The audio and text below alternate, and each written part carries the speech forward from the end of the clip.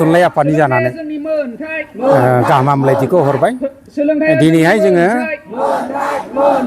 बर' थुनलाइ हिसाबै बर' थुनलाइ आफाद हिसाबै बे बर' माहारिनि मोनसे अलखद बुंजायो। दिनै दुलाराय बर' फरायसा आफादनि जि दैदेननाय बिनि गेजेरजों दिनै जोङो 24 आगस्ट खालि मोननै जायगायाव गिदिंबाय। सान्थिपुर गोजौ फरायसालि आरो दा जि खुंग्रिं गोजौ फरायसालि, बे मोननै फरायसालिनि अबस्थाखौ नुबाय जोङो जे आथिखालाव सोलिबाय थानाय भारत सरकारनि जे सुबुं सानखो साननाय, बे सुबुं सानखो साननायाव जे जोंनि IAS, DO, BO बिथांमोनहा साना सानस्लाबानो जे गंसे फरायसालिनिफ्राय गोबां फोरोंगिरिफोरखौ बोखांनानै खामानियाव बाहायनाय, बे खामानियाव बाहायनायनि थाखाय दिनै जोङो नुनो मोनदों जे गथ'फोरनि जि सोलोंथाइ, बे सोलोंथाइनि थासारिया एखेबारे गनायथाव नङा आरोखि, लाथावा अबस्था जादों। दिनै आसाम गभर्नमेन्टआ बुं बा भारत सरकारानो बुं, दिनै सोलोंथाइखौ बिराद गुरुत्त होदों। नाथाय गुरुत्त होनायखौल' बिसोरो खुगाजों फोसावबाय थादों, गिदिर लेक्सार होदों। नाथाय जायगायाव फैबा जों दिनै नुयो, दिनै बियो मोनसे दावगाफुनाय ओनसोल, खुंग्रिंआ दावगाफुनाय ओनसोल। बेबो गावनि नाजानायनि गेजेरजोंसो मोनसे ओनसोला दिनै जाखांबाय थादों। नाथाय दासिमबो सरकारा बे जायगाखौ मोजाङै नायसनाखै। जोंनि बे हाग्रा खाथिनि जि माबाफोर फरायसालिफोर, बे फरायसालिफ्राव बिसोरो मोजां नोजोर लानानै दासिमबो नायाखै, बेखौ जों नुबाय थादों। दिनै जों नुबाय फ्राय 13था क्लास ना होमबा, क श्रेणीनिफ्राय 10 सिम बहाय गासै 18 जन ना 15 जन मास्टारल', 15 सानि गेजेराव ओमफ्राय सेन्सासाव लानानै थांबाय 9 जन। दिनै बे फरायसालिनि अबस्थाया मा जागोन? सोलोंथाइ मोननांगौ मोननाय जिनिसा बिनिफ्राय उल्टासो जानानै फैदों।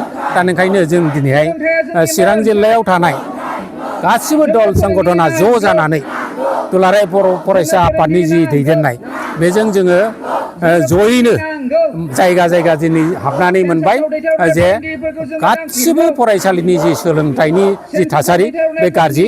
ओंखायनो जों दिनै सोंखारिनो लुबैदों जे बेखौ IAS, DO आरो BO बिथांमोना एसे साननांगौ। आरो जाय फरायसालियाव दिनैहाय फरायसाया जोबोद गोबां दङ, नाथाय फोरोंगिरिया दिनै गैया, बेफोरबादिखौ मोजाङै सानफिननानै माबा मोनसे राहाजों बे फरायसालियाव फोरोंगिरिखौ हरफिननांगौ। जेनेबा दिनैहाय जेनेबा बिनिफ्राय 3 4 लांनाया जेनेबा गिदिर खोथा नङा, बिसोरबो खामानिखौ मावनांगोन। आरो बिनि थाखाय आंथ' सानदों दिनैहाय गोबां NGO, बिराद मोजां NGOफोर दङ।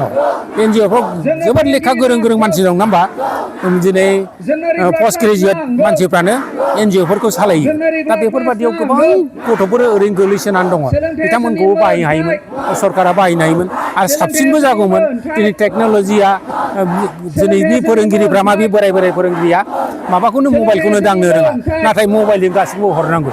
बे अबस्थाया दिनैहाय थाब जानांगौ होननाया गोग्लैसोनासो थानाय बादिखौ नुदों। ओंखायनो आङो दिनैहाय चिरां जिल्ला बर' थुनलाइ आफादनि जानानै आरो बहाय जोङो ज' गौथुमनि जानानै आं खावलायदों जे IAS, DO आरो BO बिथांमोना बेखौ सानफिननांगौ थाबैनो, आरो जोंनो गोग्गो सोलोंथाइ जि मोननांगौ, फरायसाफ्रा जि गोग्गो सोलोंथाइ मोननांगौ बेखौ जोंनो मोनहोनांगौ।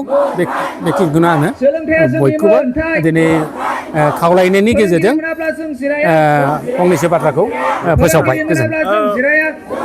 जाय समावहाय बेथ' जोबोद दुखुनांथाव, आरो दिनै दुखुनांथावानो बुंजाबाय जे थाखो खथायाव जोङो सोलोंथाइ लानांगौमोन, नाथाय बायजोआव ओंखारनानै दिनै बे सोलोंथाइखौ गावसोर मोननोनो दिनै होख्रावनानैसो मोननो होननानै बिनांगौ जाहैबाय। खिन्थु बे अबस्थाया फैनो नाङामोन, सरकारा बेखौ बेबायदि खालामनो नाङामोन। दा ओंखायनो बेखौ दाबो समबादि दं बादि मोनदों आङो, बे जाहाथे सेन्सासाव बेखौ जोंनि फोरोंगिरिफोरखौ थिग जखानि, जेनेबा बुंनो थाङोबा 20% बा 30% बेखौ बाहायनानै जाहाथे फरायसालिनि जि गथ'फोरनि जि नैबेबादि अबस्था, बे होख्रावलायनाय अबस्था बेफोरखौ खालामनो मोनै बायदि अबस्थाखौ खालामनानै होयो बेखौनो आङो खावलायनाय थाबाय।